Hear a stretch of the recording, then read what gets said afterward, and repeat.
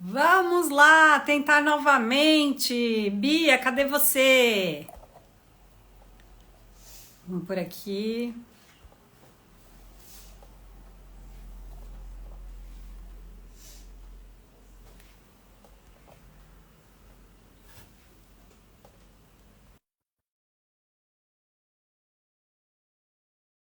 né?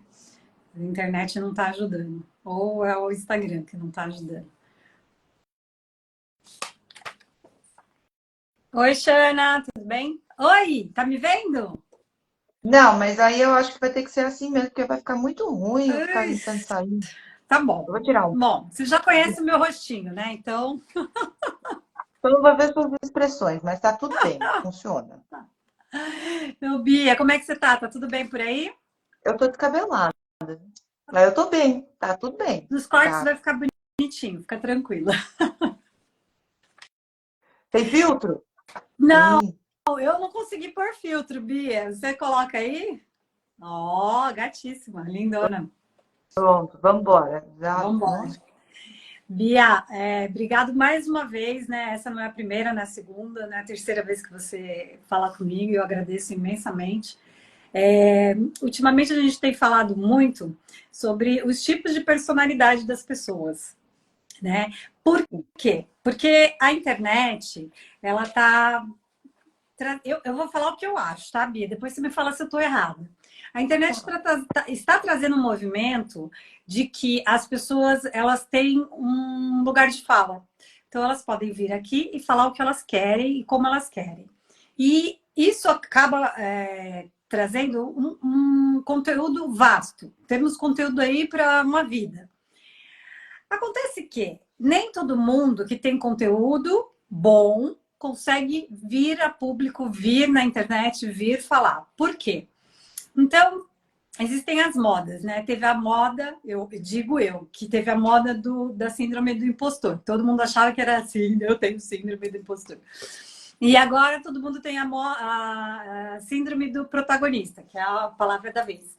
Bia, como que você me diz me dá uma geral, assim, sabe? Como psicóloga, como que tá essa coisa da internet? Porque você tem muitos, muitos seguidores mesmo. Você atende pessoas que estão na internet. Me explica um pouquinho o que está acontecendo, assim, para a gente ter uma visão geral. então vamos entender o seguinte: a velocidade da internet, ela é diferente da capacidade humana de adaptação. Ok, boa. Então, a velocidade da qual eu consumo informações é diferente da minha capacidade de processamento de informações. Quando a gente observa a internet, a gente tem primeiro que a gente fala a internet, como se não fosse feita por seres humanos. É comum da gente fazer esse distanciamento. Não existe a internet, como se fosse um corpo, algo fora. Existem pessoas que utilizam a internet. A gente também faz isso com a sociedade. E se esquece que a sociedade, na realidade, é composta por pessoas e comportamentos. Exato. Então, a, a internet, na verdade, né? O grupo de pessoas inseridos dentro da ferramenta não tem a capacidade de gerir as informações na velocidade que elas são produzidas. A partir do momento que eu não consigo assimilar essas informações, eu não consigo também me expressar, Uhum. porque eu preciso formular para poder expressar. Quando a gente está conversando aqui, a gente precisa formular o que você me fala, eu preciso consumir, processar para te devolver uma resposta. Exato, muito bem, é isso mesmo. Eu tive que estudar um pouquinho e a gente até trocou um pouco de ideias antes para poder trazer um conteúdo decente, né? Alguma coisa que acrescentasse as pessoas. Então tem que ter esse tempo, exatamente isso. Quando vamos falar da questão do funcionamento da internet, a gente tem que entender que hoje é uma notícia, amanhã é outra notícia, amanhã é outra coisa, tá? Então, eu vou dar um exemplo de como está hoje a questão. Nós ainda temos os haters, ainda temos o grupo de haters, nós ainda temos o grupo de pessoas que consomem a internet sem aparecer. Recentemente surgiu um vídeo que viralizou de uma americana falando sobre o Instagram e a sensação ruim do Instagram, porque ela postava vídeo e era como se houvesse fantasmas, porque as pessoas olham, elas não comentam e não curtem. Ela é visualizado, então o Stories tem bastante isso, né? Um Stories é bem visualizado, porém ele não tem interação. Então, o Instagram hoje está se tornando uma rede fantasma. Eu observo a vida do outro, mas eu não interajo com o outro. Triste, né? Então, é, Triste. Né? Triste, Bia, eu vou falar do meu lado, né? Você é psicóloga e eu aqui nas redes sociais. É triste porque existe toda uma cadeia de pessoas que trabalham justamente para fazer com que, que outras pessoas interajam com os perfis. Então, quando você me diz que essa interação está caindo, você está me dizendo que esse trabalho está indo por água abaixo. exatamente. Então, você pode perceber que por mais que tenha uma produção, que por mais que tenha marketing, por mais que tenha, o Instagram atualmente, ele concentra muito numa revista, né? Então, você olha a vida do outro para se comparar, né? Então, os pacientes falam muito do vício no Instagram, da rolagem do feed, Isso. para se comparar com o outro, que Sempre. é, que é diferente do TikTok. O TikTok, ele é uma rede da qual o algoritmo dele é diferente, o processamento de informação é mais violento do que o Instagram e a comunicação entre as pessoas tende a ser mais agressiva. Não chega a ser um Twitter, né, que é uma rede bem agressiva, Nossa, mas Bia, para ele mim o Twitter é o pior, assim. Tipo, eu não tenho Twitter. Na verdade, eu tenho, mas não interajo, porque eu acho aquilo tão. É uma discussão tão que não leva a nada a lugar nenhum, que é aquilo que eu sempre falo. Você tem que escolher as batalhas e as guerras que você vai enfrentar. O Twitter é uma guerra que eu não quero, realmente não me interessa. exatamente. O Twitter ele se tornou uma rede odiosa, né? Exato. O TikTok ele tem uma experiência diferente. Então, assim, ó, os meus pacientes de 30 até 60 anos, eles estão começando a migrar agora para o TikTok. Tá? Eles ainda não entendem o funcionamento. Os de 20 até 30, eles são usuários recorrentes do TikTok. Ok. A comunicação do TikTok, ela é uma comunicação que tem que ser muito rápida, muito extravagante. E aí, quando a gente fala de extravagante, vale tudo, né? Há um tempo atrás é bem recente, mas né, o mundo da internet é rápido. Há um É. tempo atrás, um youtuber que se chama Felca, ele fez um burburinho na rede por começar com as lives de NPC. E Ai, NPC significa personagens não jogáveis, né? Bia, eu E aí, vi isso, eu fiquei horrorizada, eu fiquei em pânico. Como é que as pessoas se prestam aquele papel? mas vamos lá, né? Eu vou explicar sobre o Felca, ele realmente fez um experimento social, né? Ele fez várias lives de NPC, ele ganhou muito dinheiro, cerca de, acho que 50 mil reais, e ele fez a doação desse dinheiro para instituições. Aí ele mostra o print lá do que ele fez. Uhum. E o objetivo do Felca, nesse processo de experimento social, foi demonstrar o quanto as pessoas precisam de uma interação, mas uma interação não significativa. Ok, entendi.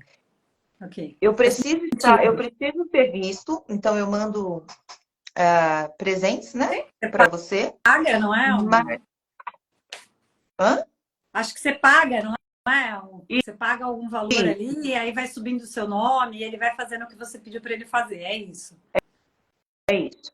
É tudo pago, né? Então, uma única pessoa. Tem um vídeo dele explicando isso, né? Uma única Tá. pessoa deu R$ 1.000 para ele. Para ele fazer o quê, Bia? Para comer o milho, O, né? o Falco, ele ficava realmente parado e falou. Tem lives que ele está extremamente parado, né? Ele não faz nada. Então, a gente pode perceber um movimento de relações sociais e comunicação, a necessidade de atenção que ainda Hum, existe no comportamento do humano, hum, mas a questão da proximidade e da profundidade talvez esteja mudando. Não posso tá, confirmar, porque a gente só vai saber disso daqui a um tempo. exato. Mas você acha também, Bia, que tem uma necessidade de pertencimento? Por exemplo, eu quero pertencer ao grupo que segue essa pessoa. Eu quero pertencer. Porque lá atrás, nos anos 90, a gente chamava de grupo, galera, enfim.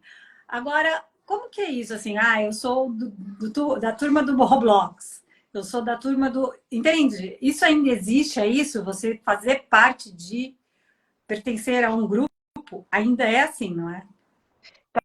Então, vamos explicar de onde vem isso. Ó. Dado a evolução, né, da nossa espécie, lembrando que o Homo sapiens não foi a única espécie de seres humanos na face da Terra, nós tivemos outras espécies.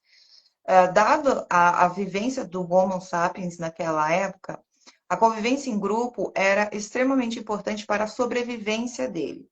Como o Homo sapiens não tinha recursos para proteção diante dos perigos animais, a convivência em grupo fazia com que a sobrevivência dele fosse maior.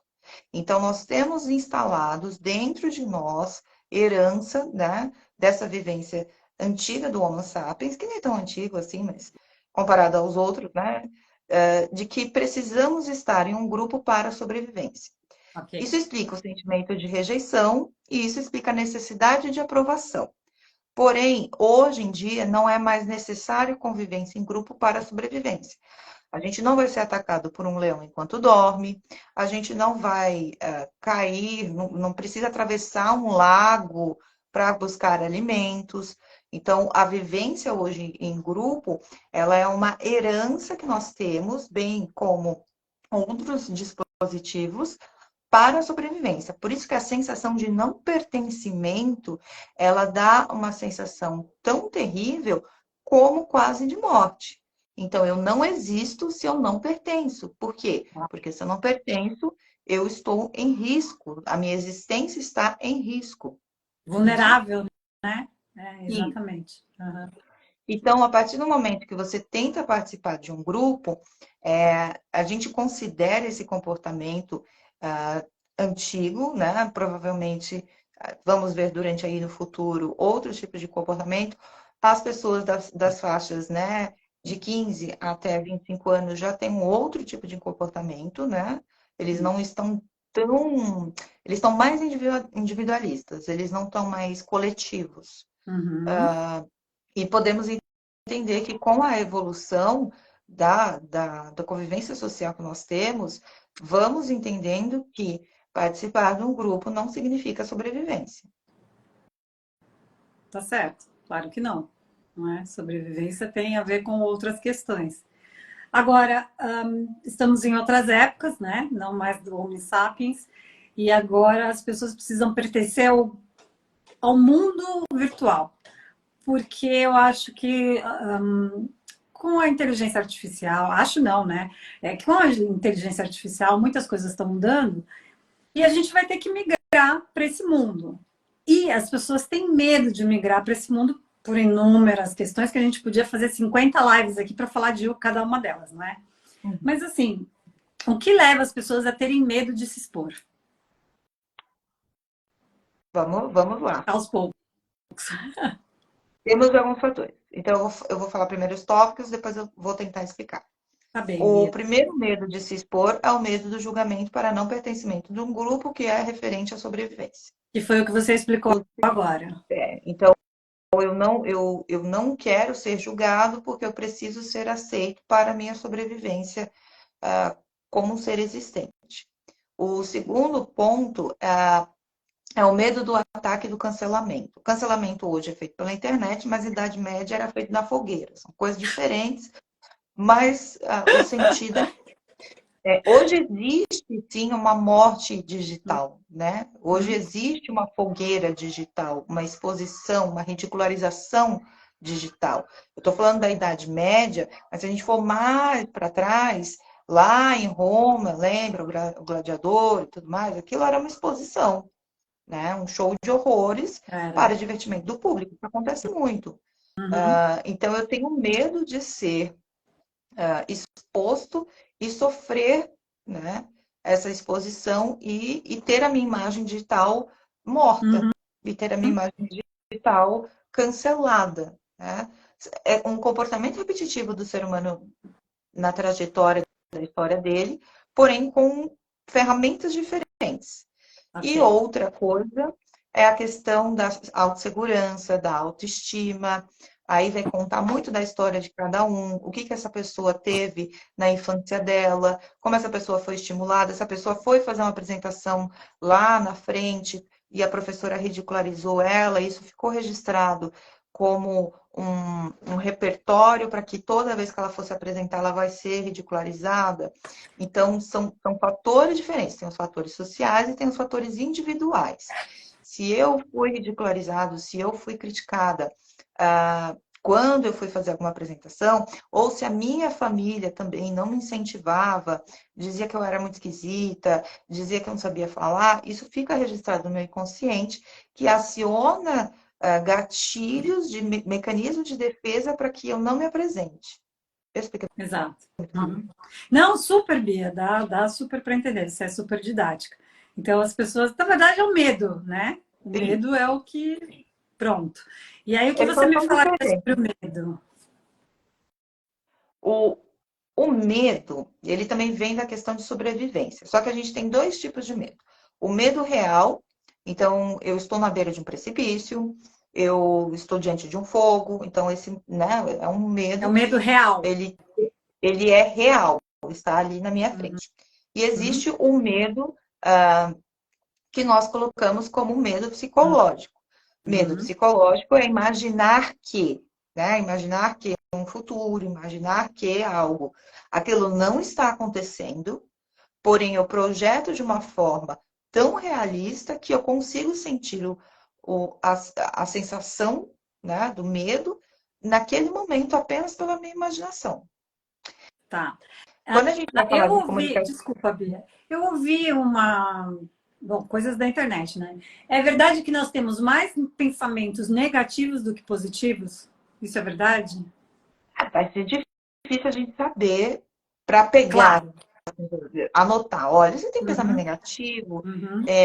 Então, assim, se eu falar cientificamente, pegar um Científica grupo, não dá para esse grupo é saber. da onde? Uhum. Né? A gente tem que pensar isso. Esse grupo é da onde? Esse grupo é do Brasil? Esse grupo é dos Ah, Estados ok. Unidos? Esse grupo é da Suíça? Faz sentido. Esse grupo é de Portugal? Uhum. Portugal é diferente daqui, a gente sabe disso. Sim, exato. E quando a gente pega esse grupo, aí assim, pensamentos negativos, qual que é a qualidade de vida dessas pessoas?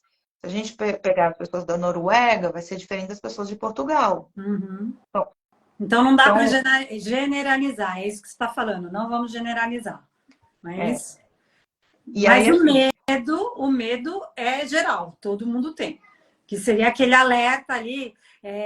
Tem uma coisa que eu uso muito, que eu acho interessante, que é o semáforo, a sinaleira, que é o vermelho, o amarelo e o verde. Eu acho que o sinal, o medo, ele meio que trabalha assim, né? O vermelho, quando você está com muito medo, você fala, não vou passar daqui. O amarelo, quando você fala, ai meu Deus, será que eu vou, não vou? E o verde falou, tá, eu tô com medo, mas eu vou com medo mesmo. é, o medo, a gente precisa entender uma coisa muito importante.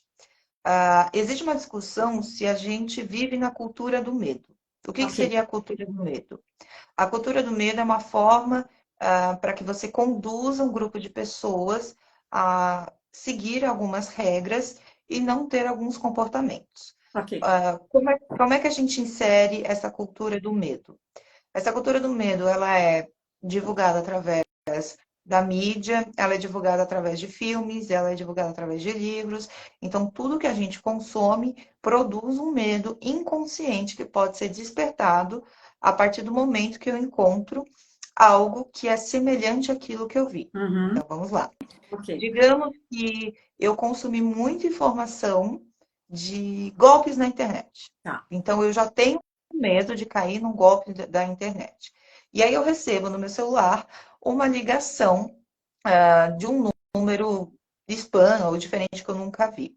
A cultura do medo vai dizer que esse gatilho vai ser acionado e, sem me questionar, eu irei recusar a chamada, Ok. porque eu já fui conduzida à ideia de que tudo é um golpe da internet, não Ok.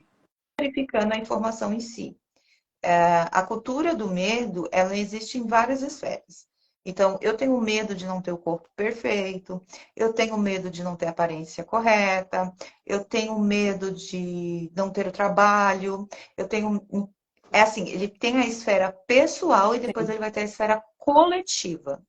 Uhum. Às vezes relacionado à minha imagem, à apresentação, devido à necessidade de pertencimento, e às vezes a riscos físicos, né? Então, sei lá, eu posso ser assaltado, né? Então, Exato. tudo depende de onde eu estou inserida. Hoje, a gente tem, parece, né? Nós temos pouca decisão de escolher o que vai assistir. Então, podemos decidir o que vamos assistir. Hum. E eu recomendo, não assistam coisas violentas. Sim, porque olha, Bia, é engraçado. Engraçado não, é cientificamente provado. Quando você fica assistindo esse monte de informação, mesmo agora que a gente está passando por esse momento de guerra, isso vai para o nosso inconsciente e você sonha com aquilo. Você entra naquele estado de alerta, não é isso? Eu posso estar muito enganado. A Marcela está falando aqui, gatilhos infantis também podem desencadear este medo. Então, assim, mesmo do que está inconsciente infantil ou do que você está pegando da internet, você absorve, o seu inconsciente absorve, não é isso? Exatamente. Aí só para deixar claro, assim, a linha da psicologia que tem o inconsciente é uma Ok, linha. Existem linhas da psicologia que não consideram o inconsciente, ok, tá? Então, a uhum, gente está indo por essa abordagem, não por ok. outra. Só para explicar, para o pessoal não achar que é determinante, assim, que a psicologia inteira tem o inconsciente. Não. Perfeito, Bia. Algumas Obrigada. abordagens vão ter, outras não vão ter, tá? Isso Obrigada que por não, informar. não quer dizer que está errado, não quer dizer que está Uhum. certo, gente. Calma, tem espaço para todo mundo. O inconsciente em si, você tem que imaginar que quando a gente nasce, é como se fosse um bloquinho de notas novinho que você comprou. A partir do momento que você vai escrevendo, você vai colocando força, ele vai registrando em outras páginas. Uhum. A nossa memória, a captação inconsciente, ela começa dentro do útero e tem essa força de registrar várias outras páginas. Então, tudo que vai acontecendo, eu vou registrando de forma inconsciente e dependendo da pressão, isso vai atingir outras esferas do meu ser. Por exemplo, eu sou uma criança e aí eu vi um acidente na minha rua. Né? Dependendo do tipo de personalidade que eu tiver e dependendo do tipo da exposição desse acidente, esse registro ele vai ficar até o final da minha vida, podendo ser acionado ou não. Sim. Nem todo registro inconsciente a pessoa sabe conscientemente que ele está lá. Temos conteúdos que não teremos acesso até o final de nossa vida. Ui, E temos conteúdo que vai ser exposto num piscar de mágica. Eu tá. vim aqui e lembrei de uma coisa. Esse conteúdo que é acionado para o consciente, que eu tiro do inconsciente e trago para o consciente, ele é feito no processo de psicoterapia. É isso que eu faço, basicamente, no meu trabalho. Então, eu conduzo para que esse conteúdo venha. Bia, são todos os conteúdos que tem que vir? Não. Existem conteúdos que são pesados demais para a pessoa ter consciência e eles estão protegidos e vão continuar lá para sempre. E isso é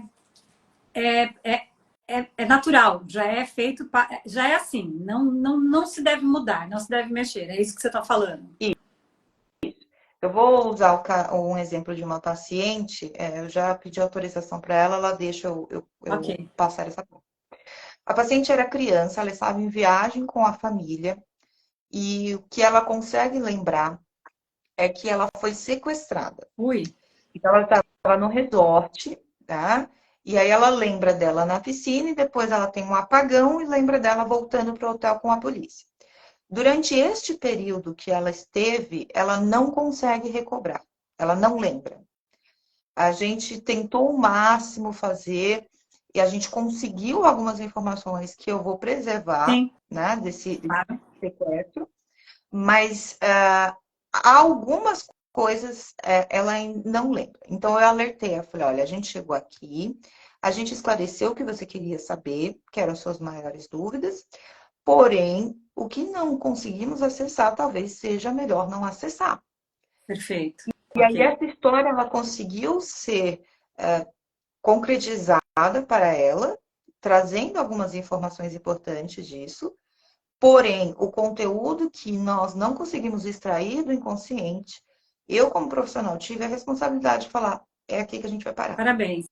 É isso mesmo, Bia. Eu acho que às vezes a gente abre. Eu ouvi isso da minha psicóloga, tá? Da minha terapeuta. Raquel, às vezes a gente abre tantas gavetas que você não vai dar conta de lidar com todas as informações e você fica abrindo gavetas, gavetas e isso vai fazer mal para você. Então, você nem consegue absorver aquilo que você acabou de descobrir, né? Então, por exemplo, aqui a gente está falando de medos, é aquilo que você também já tinha dito. Você está na escola. Eu, por exemplo, vamos lá. Eu na escola, eu era uma menina super falante. Então, toda vez que a mãe ia nas reuniões, ela é ótima aluna, mas ela fala demais, ela tira a concentração dos alunos. Isso eu poderia levar para um lado de que, meu Deus do céu, eu sou uma pessoa que atrapalha os outros, não é? Eu poderia ter levado para outro tipo de conotação. Por algum motivo eu trouxe para a comunicação. Mas existem pessoas que podem levar isso como trauma, tá certo? Sim.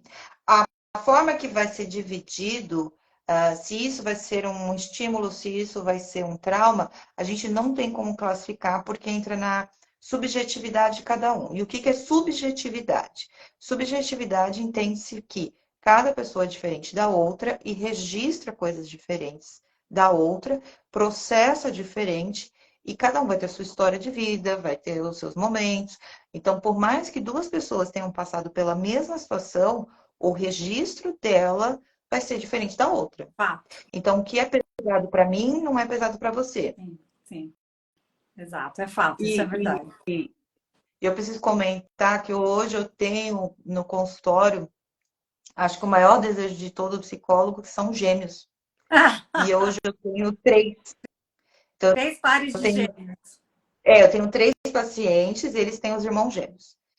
E eu tenho um que é o univetelino, que é o idêntico, e aí você realmente entende que não tem como, mesmo que eles compartilhem o mesmo código genético, porque sim, né, eles são univetelinos, eles não são a mesma pessoa. Perfeito. Exato. É porque tem a nossa individualidade, né? Cada ser humano é um só, não tem como ser igual ao outro. E aí, Bia, é que eu acho que as pessoas pecam quando vão para a internet, porque elas focam num padrão. Elas querem ser igual a I wanna be, né? Beyoncé, eu quero ser igual a blogueirinha, eu quero ser. E você perde a essência daquilo que você tem para mostrar. Não necessariamente todo mundo tem que ir para a internet, todo mundo tem que. Mas em algum momento o seu trabalho vai ser exposto. Isso é fato. E como você vai fazer para lidar com isso? Tentar ser uma pessoa que você não é a pior hipótese. Que a gente tem uma leitura não verbal. Sim. Tá? E normalmente as pessoas confundem com intuição, ou com não fui com a cara, ou o santo não bateu. A partir do momento que eu estou muito desesperada para te agradar, eu vou ter comportamentos exagerados, isso pode soar como falsidade, como esquisitice, como, ai, não tá legal. Então, quando a pessoa ela vai para a internet e ela tenta algo, ela faz isso de uma forma exagerada sem perceber. Ok. E aí as pessoas acabam confundindo um pouco com carisma ou não carisma. Tá. Tá. O carisma realmente é uma coisa que algumas pessoas têm e outras pessoas não têm. E Mas tudo dá bem. para adquirir, Bia? Não. É o que eu sempre falo. Eu posso fazer aula de canto. Eu posso fazer aula de canto. Mas eu vou ser a Whitney Houston? Não! Não. Mas eu posso cantar. Exato. Eu posso ir lá, fazer aula de canto. Eu posso fazer isso. Mas eu vou ser a Whitney Houston? Não, eu não vou ser a Whitney Houston. Porque a Whitney Houston tinha um tipo de inteligência da música. Existem os 9 tipos de inteligência, e dentro desses 9 tipos de inteligência existe a inteligência de comunicação. Eu posso aprender essa inteligência, mas se eu já tenho aptidão para essa inteligência, eu tenho essa característica mais acentuada, então vai ser mais fácil para quê? Mas não que, todo mundo vai ter. Todo mundo Uhum. tem, todo mundo vai ter as 9 inteligências, vai ter algum das 9 inteligências. Ok, Não tem como todo mundo ter todas e não tem como alguém não ter nenhuma, tá? tá ótimo. Aliás, eu quero uma live só sobre 9 inteligências. Agora, falando, por exemplo, do que essa coisa de se mostrar, né, e ter medo. Aí vem a ansiedade, que é o mal do século, que é o mal, vai, que não seja do século, mas que é o mal dessa década, que está todo mundo sofrendo, adultos, crianças, jovens. Como é isso, Bia? Me explica. Quando a gente tem que separar, Tá, tá bom? Ansiedade por si só, todo mundo tem, que é a questão do medo que eu te falei. Estou ok. diante de um perigo, o meu corpo ele vai liberar adrenalina, ele vai liberar o GABA e ele vai liberar a dopamina. Tudo para que eu tenha uma resposta imediata para que eu não desapareça. Ok. Então, isso acontece quando a gente leva um sustinho, dá para diferenciar. Sabe quando você Uhum. está dirigindo, você para Ui, muito assim, você fala. Então, quase bati. essa sensação física e essa sensação psicológica é muito semelhante a TAG, o transtorno de ansiedade generalizado. Ok. Nós temos a excitação, que é querer muito aquilo que está vindo. Então, Hum. e esses exemplos eu uso, é maravilhoso. O pessoal de 20 anos não sabe do que eu estou falando. Eu vou pro Play Center amanhã. Ah, Bia, Nossa, eu vou pro Play Play Center é Center. sacanagem, né? Mas é isso, é o que eu uso no consultório, eu vou continuar dizendo. Se Ah, não conhece, o Bia, problema é seu. ótimo. E aí eu não consigo dormir, aí eu fico pensando, e aí eu separo a minha roupa, aí eu fico com medo. Isso é excitação. Eu Isso. tenho uma entrevista de emprego. É excitação. Que pode ser positiva ou negativa. Agora nós vamos falar de outra coisa. Então, eu falei da ansiedade comum, eu falei do que Tag. é TAG Uhum. e falei da excitação. Existe o controle. Hoje, o que a gente vê muito é as pessoas tentar controlar o que os outros estão fazendo e o que os outros estão achando dela. E mais que isso, né? Tentar controlar tudo em volta. Eu vejo isso porque eu tenho exemplos. Então, eles tentam controlar tudo, mas, meu Deus, não é possível. Então, assim, quando a gente fala de a internet gera ansiedade, a gente tem que perguntar se a internet gera o desconforto de não ter o controle. Ok, perfeito, Bia, perfeito. De você não ser um protagonista, ou de Exatamente. você não ter o controle para falar aquilo que você queria falar, mas você foi prolixo e não conseguiu falar, de você se expor, e tudo isso te leva a uma grande ansiedade, então você já desiste antes. E aí leva, na verdade, um combo. Aí a gente tem que pensar num perfeccionismo, um comportamento Uhum, perfeccionista, um comportamento de frustração. uhum, Muita gente confunde ansiedade com frustração, ok, porque os dois têm angústia. tá. Frustração é aquela sensação de que o que eu queria não aconteceu. As pessoas confundem um pouco com ansiedade.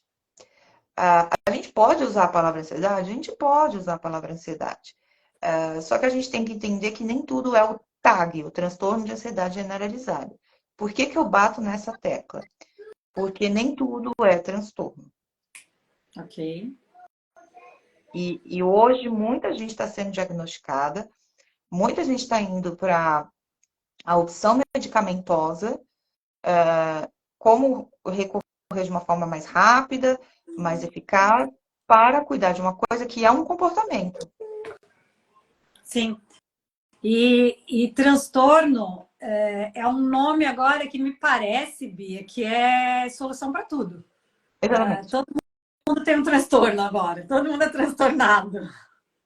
Então, você vai vendo na internet que tem modas, né? Então, tem a moda do TDAH, tem a moda da mãe narcisista, Então, assim, a moda é. Quando eu digo moda, é porque a informação ela é colocada diversas vezes, Exato. as pessoas se identificam com aquilo e as Uhum. pessoas tomam aquilo como um estigma de quem elas são. Sim, Uma pessoa que tem um transtorno, ela não é o transtorno. É Tá? a mesma coisa eu dizer que eu tenho o problema de tireoide de Hashimoto. Uhum. E E você aí eu tem mesmo. começar. É, eu tenho mesmo, isso é verdade. E aí eu começar a falar para as pessoas que eu sou Hashimoto, porque eu não produzo o TS4, porque eu não sou o transtorno, entende? Entendo, porque, Bia, quando eu fui diagnosticada com TDAH, e aí eu não sou o TDAH, e eu também não tenho H, porque eu não sou hiperativa. Então tem toda uma história ali que eu tenho que pensar, ok, eu tenho alguns hábitos assim, mas eu não sou isso. Se eu não sou isso, eu tinha um mapa, ganhei um mapa. Olha, Raquel, você tem isso, o que você pode fazer com isso agora? Então o que eu posso fazer com isso agora? Eu posso me organizar, não é verdade? Posso ter horários, posso ter. Então, assim, isso não é necessariamente um problema gravíssimo. Então, quando a pessoa sabe que ela tem ansiedade, e aí, claro, né, sempre procurar um profissional para descobrir, você faz vários testes. Né, como profissional, isso é muito sério, gente. Agora é um alerta, isso é muito sério. Você não pode virar e falar, eu sou uma TDAH, eu sou uma bipolar, porque tá na moda. Isso é, gente, pelo amor de Deus, isso é muito sério, seríssimo mesmo. Só um profissional pode diagnosticar isso. E quando você tem esse diagnóstico, você não entrar em surto. É você falar, ok, eu tenho isso, o que eu posso fazer com isso agora? É um mapa. Tanta gente fala, a gente não nasce com mapa, a criança não nasce com bula. Poxa, quando você tem um diagnóstico, para mim, Bia, eu acho que você receber uma bula e falar assim, ok, a partir daqui eu tenho que fazer isso. E vai melhorar, e vai ser mais prático a minha vida daqui para frente. E quando a pessoa descobre ansiedade, porque agora todo mundo tem ansiedade, não é? Então agora você está aqui falando para gente que não é ansiedade, tem outros aspectos. Ah, e aí, quando a gente pensa assim, eu entendo que as pessoas querem uma explicação para aquilo que elas não conseguem entender dentro Sim. de si. Uhum. Porém, eu acredito que a gente precisa verificar outras possibilidades antes de. Sim. Então, quando começou, ainda tem, né? Quando começou a questão de muitas publicações sobre o déficit de atenção, muitos pacientes me perguntaram se eles tinham. Eu falei, por que você está me perguntando? A gente está aqui há Boa. anos, você está me perguntando isso agora por quê? Não, porque eu vi, porque o que aconteceu? Tinha alguns vídeos de uma pessoa esquecendo a chave, esbarrando no móvel, perdendo foco, parando de prestar atenção. E aí as pessoas têm isso normalmente. Então, assim, coisa muito clara. Gente, todo mundo tem um pouquinho de cada coisa. Sim. Só se torna um transtorno a partir do momento que ele é um impeditivo da vida. Eu estou impedindo de trabalhar, impedindo de sair, impedindo de me relacionar. Aí é um transtorno. Sabe a plaquinha, transtorno? Então é isso, a plaquinha está lá, é um transtorno.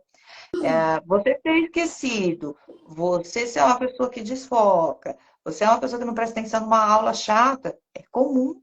Sim. Todos nós passamos por isso, não é verdade? Eu tenho hoje uma única pessoa que realmente tem um transtorno, Uhum. e existem dois fatores que são assim surreais. O primeiro fator foi que ele estava indo para terapia, ele não se atentou ao endereço que ele colocou no Waze, e ele foi parar na Paulista, e quando ele estava na Paulista, que ele falou, ai, não é aqui a minha psicóloga. Ui, Esse, complicado, né? esse dia foi muito bom. Então, assim, você vê o nível da desatenção da pessoa em si. Mas é uma pessoa que criou mecanismos para trabalhar com isso. Outro fator importante é que eu realmente perco ele na sessão. E eu Ele sai sei que viajando, flutuando. eu perco ele. E aí eu sei quando eu perdi ele. Então, Ele já está em nada. aí nós estamos falando com uma profissional que tem um paciente que faz todo o tratamento, que passa por sessão e que esta profissional está dizendo sim, ele tem esse transtorno. O que eu falo muito na rede é sejam responsáveis por aquilo que vocês falam. Isso é muito sério. Você colocar lá os sinais de TDAH. Quem colocou aquilo? Você está seguindo seguindo uma psicóloga mesmo? Ou você está seguindo, sabe? A gente tem que ter muito cuidado com isso, Bia, porque é muito sério. E principalmente com os adolescentes. Porque daí eles tomam aquilo como uma verdade. E é muito sério. O que acontece também, posso dar um outro exemplo, sobre a questão de comunicação e como a gente é muito envolvido por personagens que são criados e como a gente é levado a figuras de autoridades e como a gente dá o crédito para isso. Algumas semanas atrás, uma paciente minha falou que estava seguindo um psicólogo e que ele era muito bom. Eu pedi o arroba dele, fui entrar no Instagram. Primeira coisa que eu fui procurar era o currículo desse psicólogo. Não tinha disponível no Instagram, não tinha um link, não tinha um site, Uhum. mas havia links para os produtos digitais dele. E não estou criticando os produtos Não. digitais e nenhum psicólogo. Então, joguei o nome dele no Google, localizei o LinkedIn, e esse profissional, ele tinha feito a graduação apenas, sem nenhuma especialização ou pós-graduação. A IBIA não pode atender, entendam, quando a gente faz a faculdade de psicologia, a gente vê sobre tudo. Depois que a gente sai de lá, a gente precisa de um curso mais específico para ser um profissional melhor. É como se a gente fizesse direito e saísse do direito sem fazer uma especialização. Então, direito, a gente está falando que tem direito trabalhista, direito ambiental, civil, criminal. Você vê na faculdade. Só que você vê um todo. Então, quando você sai de lá, você vai se especializar em algum tipo de direito. A psicologia é a mesma coisa. Sim.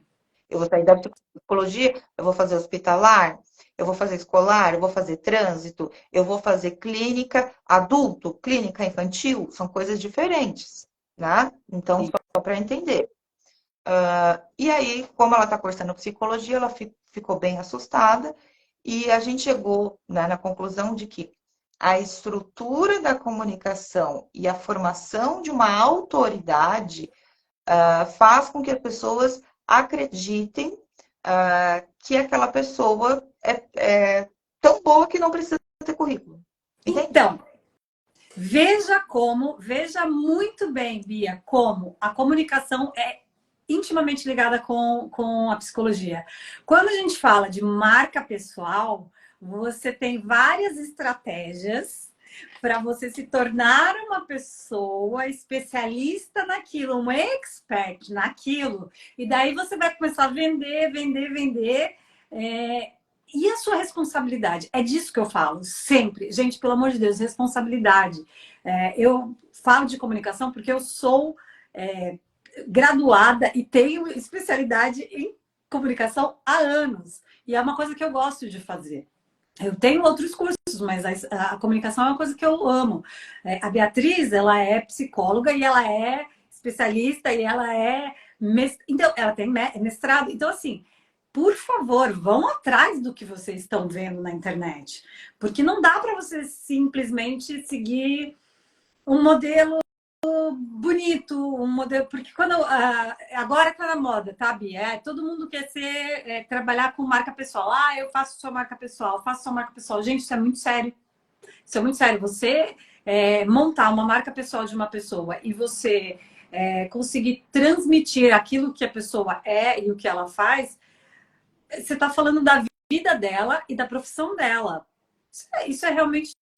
Eu acho, tá, Bia? Tô errada. Se eu tiver errado, você me fala. Mas eu acho isso uma carga bem pesada. Você tem que ter muito know-how para fazer isso.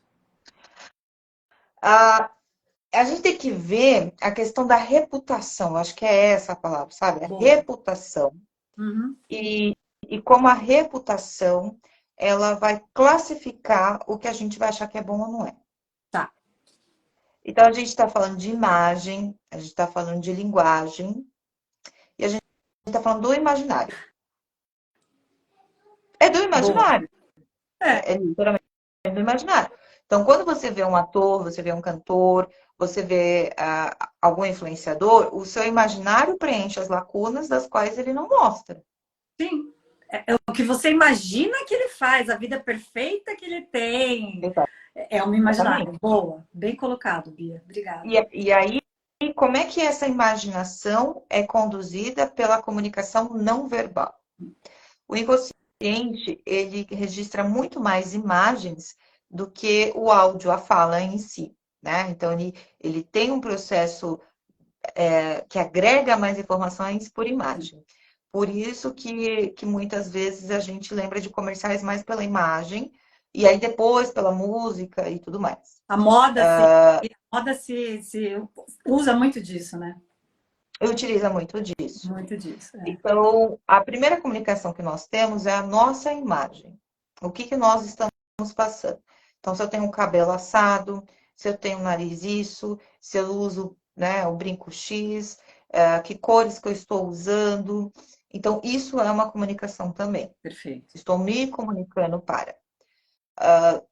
A fala em si, ela pode ser treinada, então Sim. posso fazer um De curso, posso treinar, oratória. posso, Uhum. posso ter um script, posso ter, enfim, posso desenvolver uma persona para atuar diante dele. E Sim. todo mundo tem persona, né? Bem, Eu claro. agora aqui, eu estou na persona de psicóloga. Uhum. Ah, mas não é a Bia? Não, é a Bia também. Só que a Bia é psicóloga. Então, a minha cabeça, o meu pensamento está focado no assunto que estamos falando. Eu vou só exemplificar. Nós somos irmãs. Aqui, nós somos irmãs, mas aqui está uma comunicadora e uma psicóloga conversando. Então, são duas personas. Então, assim, a Raquel sabe que eu talvez não fale desse jeito, ou que não tenha esse tom ou essa postura corporal. E a gente tem que pensar qual a imagem que estamos consumindo, qual holofote que a gente está colocando, onde a gente está apontando o holofote, o que estamos ouvindo de discurso, porque através de um discurso bem elaborado, eu consigo fazer com que as pessoas acreditem e lutem por aquilo que eu desejo. Sim. Você Se eu consegue tiver aliados, né? isso, no livro de Maquiavel, O Príncipe, que as pessoas têm um pouco de preconceito, que inclusive eu li porque era seu, lembra? Lembro. O Eu peguei o príncipe. livro de. A Raquel tinha um livro de Maquiavel, e eu achei que era um livro de príncipe mesmo, e fui ler o livro. Foi isso que aconteceu. E no livro, realmente, Maquiavel escreve cartas para um príncipe para aconselhar ele de como liderar as pessoas. Né? E lá está de que, o discurso não pode ser o mesmo. Então, se uma fórmula funcionou para um, ela não vai funcionar de novo. Estou dando um resumo do livro É aqui. sensacional. Isso é gold. Isso é, olha, É. conteúdo gold. Então, se eu venci uma. É que ele usa exemplo de batalha. Se eu venci uma batalha com 17 soldados, eu não posso botar na próxima 17 soldados. Então, se a minha comunicação aqui é de um jeito, eu não posso colocar a mesma comunicação sempre. Outra coisa importante é a melhor forma de você unir pessoas é convencer de que vocês têm um inimigo em comum. Uhum. E que você está do lado da verdade, da honestidade e da bondade, e está pronto para conduzi-los para vencer aquele grande mal. Isso é produzido hoje, a gente não observa, tá? Eu acho, Bia, que agora com a guerra isso está um pouquinho mais latente. Eu acho que as pessoas estão conseguindo ver, principalmente quem está realmente interessado em saber, né, em se inteirar pelo que está acontecendo. Eu acho que as pessoas estão percebendo os lados, assim. Acho eu, né? Na minha. Mas assim, se a gente for pensar, isso existe, eu vou dar exemplo, eu não vou entrar em política, não é meu Não, objetivo. não, não, Eu não é vou, o nosso, eu não é o vou, nosso. eu vou dar exemplos bem aleatórios e bem açucarados, vamos dizer assim, bem açucarados, tá? Quem gosta, dentro do rock, vamos por aí, que aí a gente se entende. Dentro do rock, não é tudo rock, Não. existe os grupos de. Então, o heavy metal é uma coisa, o grunge é outra, o hardcore é outra, o glam é outra, o thrash metal é outra.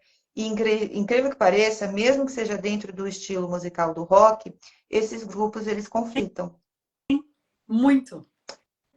Por que esses grupos conflitam? Porque cada liderança ou cada voz deste grupo convenceu aqueles de que eles estavam E os certos e o outros errados. outro é o inimigo.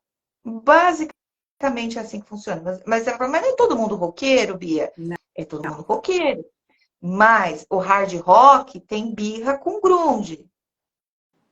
Que tem birra com os metaleiros. E E aí aí vai. vai, tá? E aí a gente vai aqui ficar os góticos. Enfim, eu peguei um exemplo bem açucarado para Uhum. trazer que a comunicação ela faz com que pessoas desenvolvam crenças em coisas não existentes, ou seja, não existe um inimigo dentro do rock, né? Não, e também não existe um inimigo dentro da sua profissão, não é? Cada um está fazendo o seu, certo? Exatamente. E também não existe vida perfeita. Então, só para a comunicação faz com que comunicação faz com que a gente se sinta mal para comprar coisas. A comunicação eu tenho um vídeo que eu falo que tudo é psicologia, tudo é. Então, a Sim. Shopee, do jeito que está lá, piscando, é psicologia está aplicada. Uhum. O discurso, da forma que o jornal fala, o tom de voz, as pausas, as cores, é através também da psicologia que organizam para que aquilo tenha credibilidade. A forma que nós vamos nos comunicando na rede social, entrando em grupos, né? Então, hoje a gente já pode falar que existem grupinhos da internet, Sim, só que eles são muito rápidos, não chega nem a classificar. É, também é uma forma de comunicação e de expressão. sim. Bia, nem parece, mas a gente já falou quase uma hora. Eu vou te fazer aqui Exatamente. duas. Eu tenho 6 perguntas, mas eu vou aqui classificar as que eu achei importante. Essa aqui eu acho clássica e eu acho ótima, porque eu sei que você vai responder com maestria. Você já sentiu medo de ser julgada na internet? Essa história é Já clássica. quando eu comecei a postar, eu achava que eu tinha que mudar a visão das pessoas em relação à psicoterapia. Aí eu desisti. Tem como diferenciar as críticas construtivas dos julgamentos? Porque crítica construtiva é uma coisa e julgamento é outra. A linha é tênue, né? Se você tiver conhecimento das suas qualidades e dos seus defeitos, você consegue fazer essa avaliação. Se você for influenciado porque você não sabe quem você é, você não vai conseguir fazer. Perfeito, porque aí já vem na segunda aqui, na terceira pergunta, que é o papel da autoestima e do valor próprio. Então, o valor próprio é você saber quem você é, basicamente. Então, rápido aqui, né? Se eu estou fazendo uma live com você e alguém comenta que eu estou sendo agressiva, Uhum. eu sabendo que eu não tenho uma fala agressiva, eu não tenho um tom de voz, eu não tenho uma cara, eu não tenho gesticulação agressivo, eu vou entender que essa pessoa está refletindo em mim uma coisa dela e que isso não me pertence. Se eu não tenho conhecimento de mim, eu vou absorver essa informação e vou entrar em conflito interno, querendo saber se eu realmente sou agressiva ou não. É essa a diferença. Você saber o que você é, para quando você for bombardeado pelo externo, você fala, opa, aqui não, isso eu não Bia, sou. você sabe que eu vou fazer um adendo aqui. Quando eu descobri, né? Quando você sente mesmo, você tem que interiorizar essa informação.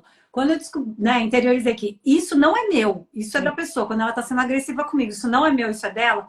Nossa, mas é uma libertação, é uma coisa tão maravilhosa, porque você realmente não se importa. Tá tudo bem, ela é o que é e não tem o que fazer, tá tudo bem, deixa ela lá. Não é verdade? E aí tem outra aqui que é: existe fator cultural, geracional? Por que o medo de se expressar? Não sei se tem isso, Bia. Você acha que é cultural, geracional? Conta para mim. Vamos lá, cultural. Eu vou pegar culturas. Eu ia pegar a Europa, mas como você está aí, eu não quero saber, não. Pode Vai. falar, tá tudo bem. A Europa é grande. A Europa tem a questão cultural de ser o que a gente aqui fala que é mais distante e mais frio. Então, a Sim. comunicação ela é muito mais objetiva e assertiva. Você vai ao meu aniversário? Não. E E tá a tudo bem. comunicação é essa. E a Não, não comunicação é vou. essa. É. No Brasil, isso não existe. Você vai ao meu aniversário? Ah, então, no dia do seu aniversário, né, Eu, Ana. eu tenho que contar uma história. Eu não posso falar, não, não Sim. vou. É isso. Então, isso é a primeira diferenciação de comunicação em relação às culturas, que eu acredito que fica bem clara. As Perfeito. pessoas que trabalham em empresas multinacionais e vê o e-mail de outros países demora um tempo para entender. Não, não cai, né, a ficha. Falando em cair ficha, aí vem o geracional. O geracional. Então, a gente tem que entender que pela primeira vez na história, nós temos 5 gerações convivendo ao mesmo tempo. Meu Deus! Meu Deus! E então, não estou aqui para ficar determinando. É porque eu acho que a questão geracional, ela bota muitas pessoas generalizadas. Então, eu Caixinhas, só vou... Isso. Então, assim, por mais que uma pessoa tenha nascido em 64, não quer dizer que ela seja da geração X, né? né? Então, é X literalmente. Eu X sei, literalmente. eu sei. Então, assim, precisamos entender que a questão da geração vai influenciar na forma de funcionamento, porque o mundo estava daquele jeito naquela época. O Baby Boomer, que é o pós-guerra, eles precisavam reconstruir o mundo devido à Segunda Guerra Mundial.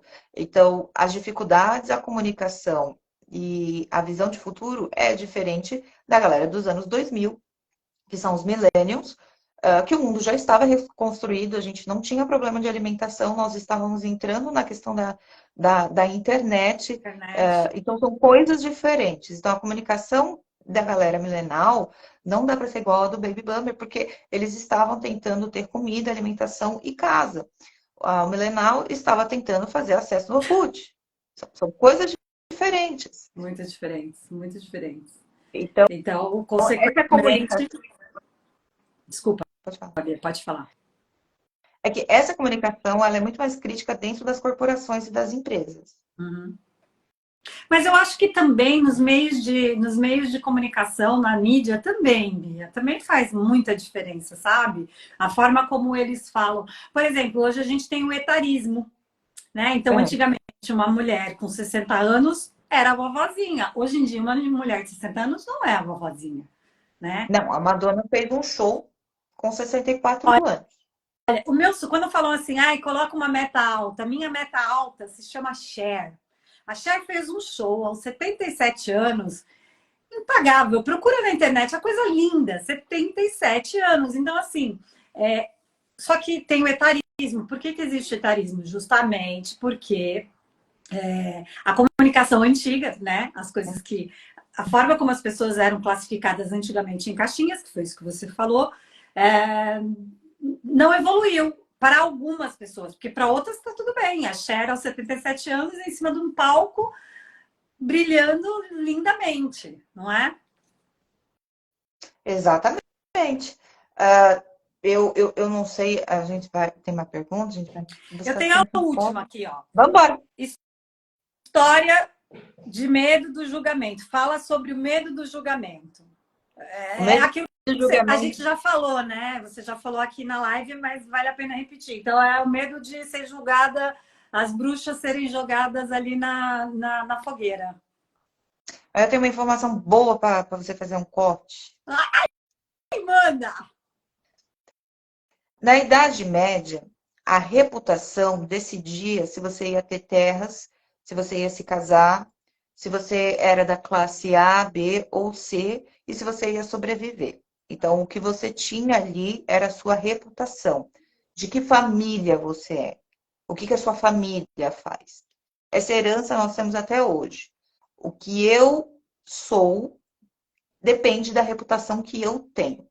Quando somos crianças, a gente só vai absorvendo porque os pais vão reproduzindo isso. Então, não faz isso, o que vão pensar de você, não tem esse comportamento, vão falar mal de você, todo mundo está olhando para você, vão te recriminar. Somos constantemente treinados a manter a reputação como se disso dependesse a nossa existência A vida. de uma herança bem antiga e as nossas relações. Uhum. As pessoas se relacionavam antigamente de acordo com o nome da família. Então, qual família você pertence você vai ser respeitado, você vai ser desrespeitado. Uhum. Hoje, nós não temos a força do sobrenome, então a questão de família ainda é em ambientes mais conservadores ou em ambientes de, sociais muito mais altos do que a gente tem acesso. Então, a questão familiar, do nome da família tal e da família tal, faz mais sentido lá. Para classes médias, médias baixas, isso não faz muito sentido se você participa da família X ou da família Y. As Uhum. pessoas não casam hoje mais por causa do nome da Por família. causa do nome, não. Para você ter aquele sobrenome, não. Não Isso. mais. Então, nós temos que entender que a questão do julgamento ela vem de um contexto sócio-histórico trazido para nós da Europa, porque isso não tinha no Brasil. E a partir do momento aqui no Brasil que nós, né, focando bastante na nossa cultura, era muito importante o nome da família e a quantidade de escravos que você tinha. E a reputação dos seus escravos. Se você tinha escravos fujões, se você tinha escravos né, se eram bons trabalhadores, se não era. Então, o controle era maior do que só os seus filhos ou as pessoas pertencentes à sua família, mas também aos seus escravos, porque isso dependia do comércio. E para que eu vendesse meus escravos, eu tinha que ter uma boa reputação deles, eles tinham que ser bem falados. Essa é uma herança que nós temos, né, da construção da população do Brasil, e a gente não percebe que a gente faz isso hoje, mas a reputação, ela determina muito, né, ainda no imaginário, porque, como eu disse, nós não casamos mais por causa do nome da família, Não. determinando o nosso futuro e o nosso sucesso. A gente faz isso de uma forma muito natural, mas ela não é mais tão determinante. Pode ser que daqui a 10 anos ela não faça mais sentido. Oremos, né? Porque a gente precisa evoluir, né? Pelo amor de Deus. Bia, eu só tenho que te agradecer mesmo, de verdade. Sempre que você bate papo comigo aqui, a gente fica um tempão. A última live eu não consegui fazer muitos cortes, porque a minha internet estava ruim, a sua também. Essa aqui eu Mas tô enfim. vendo aqui, tá bonitinho, viu, Não, a menina? nossa hoje está fantástica, está Tá. perfeita. Obrigada mesmo. Eu espero que a gente consiga. Isso aqui é mais insights, né? Se alguém quiser realmente resolver algum problema, eu sugiro que vá fazer terapia mesmo, porque as questões do ser humano são muito, muito mais profundas. Eu diria para as pessoas o seguinte: se você tem medo de se mostrar, se você tem medo de aparecer, existem várias desculpas que você pode se dar.